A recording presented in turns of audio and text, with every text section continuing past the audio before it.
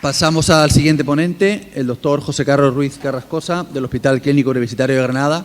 Aparte de amigo y compañero, es el responsable de la unidad de psoriasis en el Hospital Clínico de Granada. Así que, bueno, pues nos va a ilustrar con el psoriasis y concretamente con el Apremilast. Adelante, José Carlos. Muchas gracias, Enrique. Buenas tardes a todos.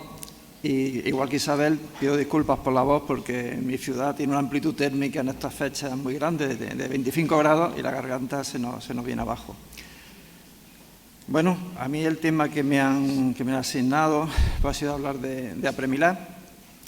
Y bueno, vamos a remontarnos, es un fármaco relativamente nuevo para nosotros, nos vamos a remontar al año 2016.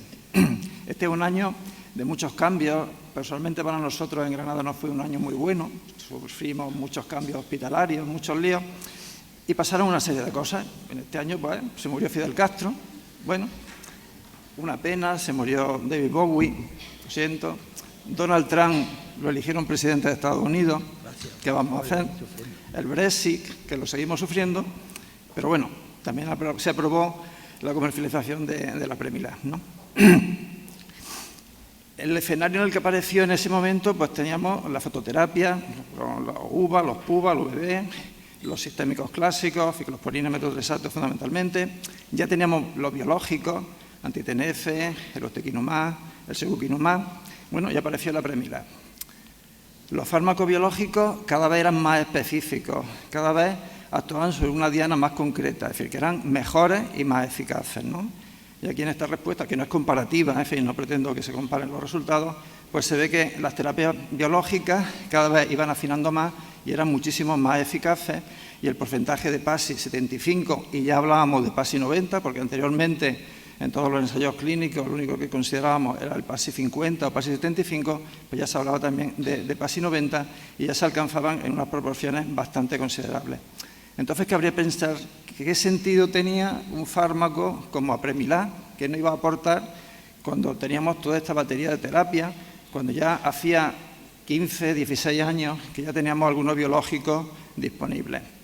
Bueno, pues Apremilast fue el primer tratamiento sistémico oral después de 14 años, en fin, la terapia oral no se estaba renovando, tenía un mecanismo de acción diferente, aparecía con la indicación de psoriasis moderada grave y artritis psoriásica, y bueno, se quería posicionar como una situación intermedia o un paso intermedio entre los sistémicos clásicos y los fármacos biológicos. Pero bueno, luego en la práctica clínica y en la práctica económica hemos visto que no siempre esto va a ser posible, ¿no? Este es el informe de posicionamiento terapéutico en el que salió Apremilast, que es muy similar al mismo que tenían los tratamientos biológicos. Es decir, estaba indicado en tratamiento de psoriasis en placas, crónica, de moderada grave, en adultos, en fin, no en niños, que no han respondido, tenían contraindicadas o no toleraban otros tratamientos sistémicos, incluyendo ciclosporina, metotrexato, solareno, etcétera, etcétera, ¿no? Es decir, igual que los tratamientos biológicos. Lo que sí tenemos es la salvedad de que cuando salió Apremilast fue el primer medicamento de esta clase que ya venía con la aprobación para tanto psoriasis como artritis psoriásica, porque nosotros, los primeros biológicos que tuvimos, quitando algún biológico fallecido, pues lo heredamos de los reumatólogos y posteriormente ha pasado al contrario, ¿no? Son los reumatólogos los que han heredado biológicos nuestros. Pero este fármaco ya venía con las dos indicaciones desde un principio. Es una molécula pequeña que se administra por vía oral. Su mecanismo de acción es intracelular, va a actuar modulando los mediadores proinflamatorios y antiinflamatorios, y lo que va a hacer es una inhibición de la fosfodiesterasa 4. Esa fosfodiesterasa 4 es la que abunda más en las células inflamatorias. Cuando se produce la inhibición de la fosfodiesterasa 4, se va a producir un incremento del AMP cíclico, que a su vez va a modular la expresión de TNF-alfa, IL-23, IL-17 y otras citoquinas inflamatorias. Es decir, que va a tener un mecanismo que es poco específico realmente, ¿no?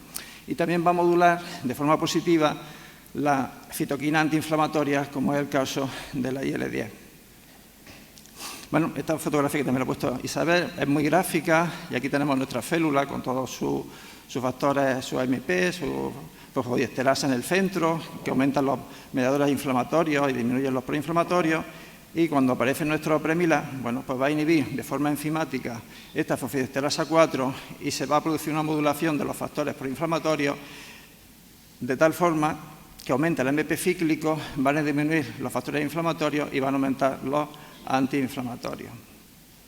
En cuanto a la farmacología, es un fármaco que se administra por vía oral y se asimila bastante bien, tiene una absorción amplia de un 73% y se alcanza los niveles más altos aproximadamente a las 2 horas y media.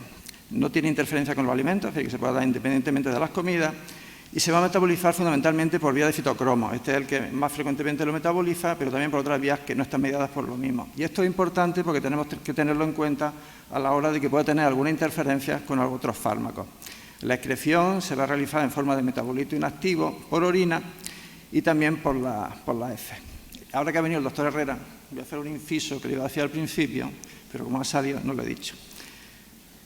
Primero, darle las gracias por haberme invitado a la reunión y luego porque cuando yo era residente, hace ya más años de los que uno quisiera, hay 2 personas que me marcaron y a las cuales tengo mucha gratitud, aunque ya no lo saben. A una ya no se lo puedo decir, que es Miguel Armijo, y otra es Enrique, que siempre fue una persona muy cercana y muy cariñosa. Y muchas gracias, Enrique.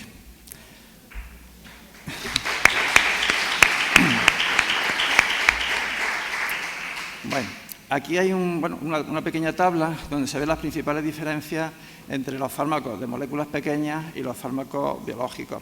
Por una parte, como su propio nombre indica, pues son moléculas pequeñas, son menores de 1000 Dalton, mientras que los biológicos, dependiendo del tipo de biológico, pues pueden tener muchos miles de Dalton, o como nos sucede en ocasiones, pues no sé, con los biosimilares, que incluso pueden ser moléculas aún más grandes que el fármaco al cual sustituyen. Son moléculas pequeñas orgánicas, los biológicos son proteínas. La diana en este caso es intracelular, mientras que los biológicos la diana es extracelular y es más específica. El mecanismo de acción es mediante inhibición enzimática, mientras que los biológicos actúan por bloqueo o produciendo un consumo del anticuerpo. La vida media es muy corta, lo cual puede ser una ventaja en muchas situaciones, tener un fármaco que podamos suspenderlo, no sé, por intervenciones quirúrgicas, por ejemplo, mientras que los biológicos la vida media cada vez va siendo más larga. Son moléculas muy estables, no hay que guardarlo en unas condiciones especiales, mientras que los biológicos, sabéis que son sensibles al calor y a las proteasas, hay que conservarlos siempre en frío. Se distribuye de una forma muy amplia en el organismo, mientras que los biológicos la distribución es más limitada.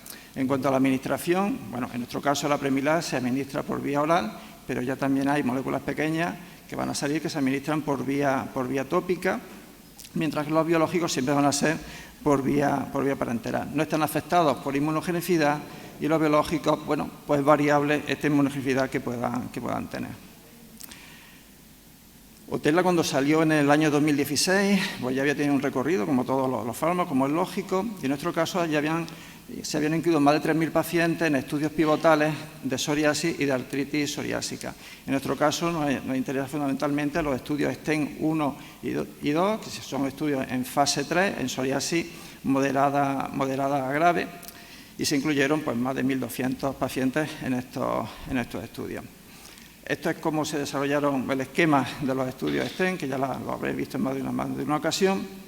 Estaba indicado en pacientes adultos con psoriasis en placas de moderada a grave, y aquí el objetivo primario es mucho más modesto que lo que hemos visto en los biológicos, porque ya de por sí el objetivo primario era PASI 75 o en el STEM 2 que era un PASI 50, ¿no? Pero nos interesa sobre todo que también había una variable secundaria que yo considero que es importante, que era el estudio del NASI, del PPPGA, del PGA de cuero cabelludo, de valoración del prurito. Este es el diseño, que la verdad es que es bastante complejo de los estudios STEM. Bueno, se comparaba con placebo, a partir de las 16 semanas ya pasaban a fármaco activo, aunque en uno de los brazos se volvía a pasar en placebo, pero en fin, os lo dejo, pero es un poquito farragoso cómo se hacía. Y en cuanto a las características basales de los pacientes, bueno, pues tenéis esta tabla tan extensa, y a mí lo que me llama la atención, pues el alto porcentaje de pacientes que tenían afectación ungueal, el alto porcentaje de pacientes con afectación de cuero cabelludo, con picor y sobre todo la gran cantidad de pacientes que habían tenido ya tratamientos sistémicos previos y dentro de ellos también tratamientos biológicos, que si lo veis es un porcentaje nada despreciable, ¿no? Bueno, esta es cómo se comportaba Otezla frente a placebo. Ya sé que los resultados son mucho más modestos que lo que estamos acostumbrados, pero bueno, se ve que en la semana 16 más del 30% de los pacientes alcanzaban el PASI 75. Y posteriormente se veía que esta mejora iba a continuar y hasta una reducción del 55% respecto al PASI basal. En el brazo que era de placebo, a partir de las 16 semanas se le administraba el apremilar y se producía una caída del PASI de estos pacientes. Pero no solamente nos interesa, como en todos los tratamientos, que los fármacos sean eficaces al principio, sino que también se mantenga esa eficacia a lo largo del tiempo. Y aquí nos hablan de una eficacia mantenida en 156 semanas, que es un periodo de tiempo bastante apreciable, ¿no? Y se veía que los pacientes mantenían PASI 50 o PASI 75 en un porcentaje superior al 70% y una reducción del PASI menor de 3 de casi el 65% de los casos. En cuanto a los efectos adversos, bueno, los efectos adversos generalmente, y en la experiencia lo hemos visto, van a aparecer en las primeras semanas de tratamiento. Los efectos adversos que se han reportado fundamentalmente son desde trastornos gastrointestinales, diarrea, náusea, nasofaringitis, la cefalea, también pérdida de peso puede aparecer y también se han reportado casos de depresión.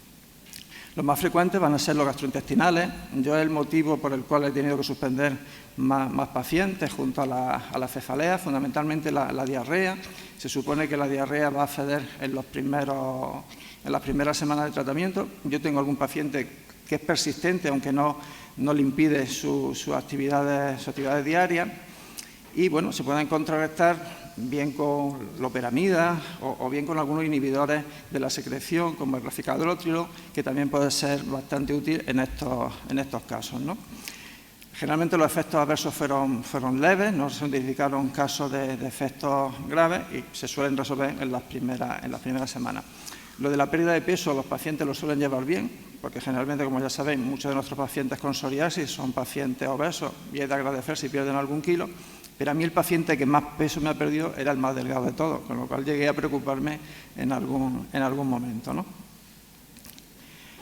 Aquí se me ha borrado la mitad de diapositiva, pero bueno, esta es la dosificación de los pacientes y aquí hay uno de los casos en los cuales la ficha técnica del fármaco, como se ha nombrado antes, puede comportarse como enemigo del propio fármaco. Es decir, es un fármaco que hace un escalado previo y entonces este escalado muchas veces es el responsable de que el paciente tenga tantas molestias, fundamentalmente gastrointestinales. Entonces, hoy en día, la tendencia para minimizar este efecto, en vez de sufrir esta dosificación de 10, 20, 30 miligramos, 40, 50 y 60, que es la dosis diaria, lo que la tendencia es hacer un doble escalado, es decir, se hace el doble de lento, con lo cual muchas veces minimizamos ese tipo de efectos secundarios. Lo único que tenemos que hacer es pedir a nuestra farmacia que al paciente le den 2 kits de inicio en vez de darle un solo kit. Cuando vemos un paciente con psoriasis, los dermatólogos, pues siempre si vemos un paciente que tiene muchas costras, muchas escamas, es muy grande, pues decimos, un psoriasis muy grave. Sin embargo, ese no es el único criterio de gravedad que tenemos en los pacientes con psoriasis. Para nuestros pacientes muchas veces es importante el picor. No digo que lo subestimemos, pero para ellos muchas veces es lo más importante, ¿no? Y no solamente va a aparecer en la zona donde tienen los pacientes placas, sino que puede aparecer también en sitios que están libres de lesiones. Y luego otros retos van a ser el psoriasis en cuero cabelludo, que no siempre va a responder de forma adecuada a los tratamientos tópicos, que van a ser incómodos, pueden ser engorrosos, algunos si le caen en la cara le van a producir irritaciones y además van a afectar mucho la imagen del paciente. Y otro reto es el psoriasis ungueal. No ha tenido un paciente con un psoriasis exclusivamente en la uña, pero que sin embargo ha sido muy invalidante en la actividad diaria del paciente.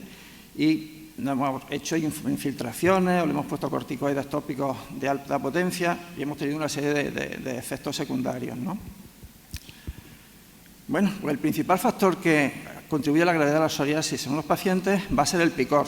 Es decir, no va a ser ni la extensión del psoriasis ni la cantidad de placas que tenga, ¿no? Y en segundo lugar, sí está la cantidad de placas y la localización de las mismas. Otella, bueno, el apremilar se ha visto que mejora significativamente el picor y además lo hace de una forma bastante rápida. Ya a las 2 semanas se produce una reducción del picor de un 40% aproximadamente y luego se va incrementando hasta un 50% y se mantiene a lo largo del tiempo.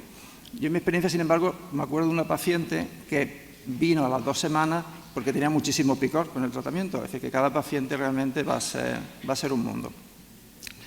En cuanto a la respuesta en la uña, evidentemente va a ser más lenta por el propio ciclo de crecimiento de la uña, pero se ha visto que existe una reducción, una respuesta en la S50 que se obtenía ya en la semana 16 y se iba manteniendo a lo largo del tiempo, aumentando, hasta prácticamente pues, un 60 y tantos % de pacientes conseguían ese NASI 50 y lo mantenían en el tiempo. El cuero cabelludo se parece mucho a los resultados a los que hemos visto en la uña. A partir de la semana 16 se ve una resolución significativa de un 30 y tantos % de la afectación de cuero cabelludo con un PGA de 0 o 1 y se iba a mantener también a lo largo del tiempo. En las 52 semanas esa reducción con PGA de 0 o 1 pues era alrededor de un 60%. Y en el psoriasis palmoplantar, yo en este caso sí he tenido personalmente muy buenas experiencias. Se ha visto que, bueno, que en la semana 16 se produce una reducción de la afectación palmoplantar y en la semana 52 en algunos casos llega al 100%. Y digo que he tenido buenas experiencias porque normalmente nosotros no vamos a poner o no ponemos Otella, como nos pasa con los fumaratos, después de haber estado utilizando biológicos. Pero yo he tenido algún paciente, y en este caso es un paciente mío de mi consulta, no del hospital, que me vino ya habiendo utilizado adalimumab, me vino ya habiendo utilizado Estelara y aunque el psoriasis del cuerpo le había mejorado, el palmoplantar era totalmente invalidante y no le mejoraba. Y bueno, y en aquel momento pues pensé, bueno, vamos a probar con Otella. Y curiosamente, el paciente, pues actualmente, es que lo he visto esta semana, por eso lo recuerdo, el paciente no tiene lesiones prácticamente casi nada en los pies y las manos totalmente limpias. Evidentemente, si mejoramos el picor, mejoramos las placas, mejoramos el cuero cabelludo y mejoramos las manos, la calidad de vida del paciente se va a ver también mejorada, ¿no? Y aquí vemos como ya en las 4 semanas de realizar el tratamiento, pues empieza esa mejoría y esa mejoría del DLQI, de unos 7 puntos aproximadamente, se va a mantener a lo largo del tiempo y en las 32 semanas pues estaría esos 7 puntos por debajo del inicio. En cuanto al manejo práctico de Otella, tenemos que tener en cuenta que es un fármaco que tiene la ventaja de que no produce toxicidad acumulada de órganos. Tampoco necesitamos hacer una monitorización ni un pre-screening, aunque a mí me pasa como el doctor Esteban Dodén, que yo a todos los pacientes por sistema le hago una batería de todo por si acaso, ¿no? Entonces, bueno, pero a este tratamiento se supone que no hay que hacerle tantos controles o prácticamente ninguno. Tendríamos que tener cuidado, eso sí, con los pacientes que tengan una insuficiencia renal severa, que tenemos que reducir la dosis a la mitad. No se han observado casos de reactivación de tuberculosis en los pacientes que están tratados con apremilast. Y lo que sí os he comentado antes, que como es un fármaco que se metaboliza a nivel de citocromo, pues tenemos que tener cuidado con otros inductores enzimáticos, como pueden ser la rifampicina, fenobarbital, la carbamazepina y la fenitoína. Y este es un artículo del año pasado, de un consenso de cómo vemos el fármaco, cómo podríamos utilizarlo. Y bueno, pues lo que existe un consenso amplio es de utilizar en pacientes que tengan tuberculosis latente, el 43% de los dermatólogos dirían que podría estar indicado en este tipo de pacientes, también en pacientes con infección crónica por el virus de la hepatitis B, en este caso un 36% casi, en infecciones que consideramos graves, crónicas, como el VIH, más del 20%, en pacientes con neoplasia, que de hecho yo creo que es uno de los huecos que hasta ahora, posiblemente con los biológicos nuevos pueda cambiar, le veíamos ahí una oportunidad de utilización. Aquí prácticamente la mitad del 50% pensaban que podría ser bastante útil, y también en localizaciones especiales como puede ser la del cuero cabelludo. Pero apremilast, como he dicho anteriormente, es un fármaco que actúa a nivel intracelular y no es un fármaco limpio, es decir, que no es un fármaco excesivamente específico, ataca muchas dianas. Y entonces de ahí viene pues, algo que es la utilización on-label de un fármaco. Hay casos anecdóticos reportados de todo. Yo he visto una lista inmensa, como aquí he puesto algunos: la epidermolisis bullosa, sarcoidosis, lichen plano, pitiriasis rubra, pioderma gangrenoso, rosácea inflamatoria, en fin, que hay muchísimos, pero también se han llevado a cabo algunos ensayos clínicos para ver la indicación de apremilast en atopia, alopecia areata, en enfermedades de Behçet, en astosis oral recidivante, que parece ser que va bastante bien, y en adenitis supurativa. Y muchísimas gracias.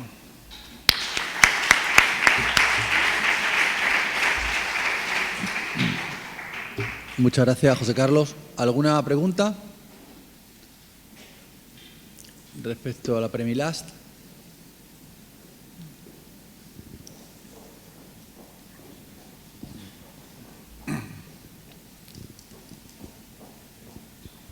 Sí, muchas gracias por la revisión. Yo lo primero que quería comentar es que esto yo creo que es un fármaco mejor de lo que, más útil de lo que parece, porque y el gran mérito que tiene es haber aguantado sus propios pivotales, porque verdaderamente tiene mérito que los dermatólogos hayamos creado en él.